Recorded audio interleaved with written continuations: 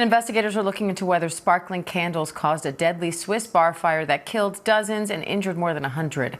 A promotional video the bar posted in 2024 shows waiters carrying champagne bottles with sparklers. Now, a witness says staff carried those same kinds of sparklers through the New Year's celebration, holding them very close to the ceiling just before it went up in flames.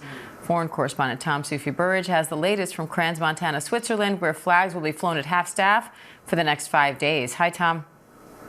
Yeah, Diane, just moments ago, Swiss officials giving that update at a press conference here in Crans-Montana.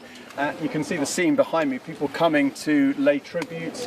The bar, Constellation, is behind the red and white barriers, and the investigation is still ongoing. But just to recap, the prosecutor in this region confirming that they now believe all of the evidence points towards the idea that we've been reporting already and that we've heard from an eyewitness, a young woman who escaped that inferno, that those sparklers being carried on bottles of champagne through the bar were just too close to the ceiling, and they set the ceiling alight, the prosecutor believes. They've studied videos, they've spoken to other eyewitnesses at the scene, and they have therefore made that conclusion right now. But the investigation by the officials here in this Swiss Alp resort will continue, because they're now looking at the safety measures that were or were not in place at Constellation, the bar just down the road there.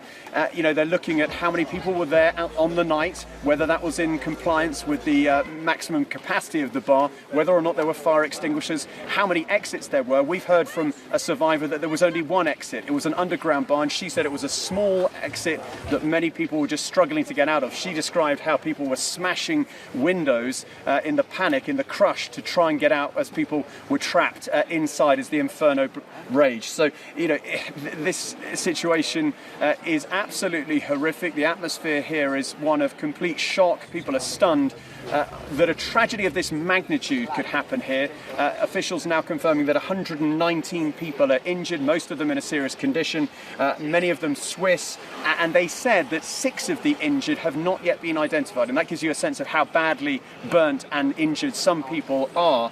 No indication at this stage that any US nationals are amongst the injured or the dead, the missing, but the authorities here are saying that their absolute priority now is to identify all of the missing and dead. 40 dead, they say, from this inferno at that New Year's party. They say, many nationalities are caught up in this. They say, though, it could take days to identify all of those 40 individuals who are missing. Diane?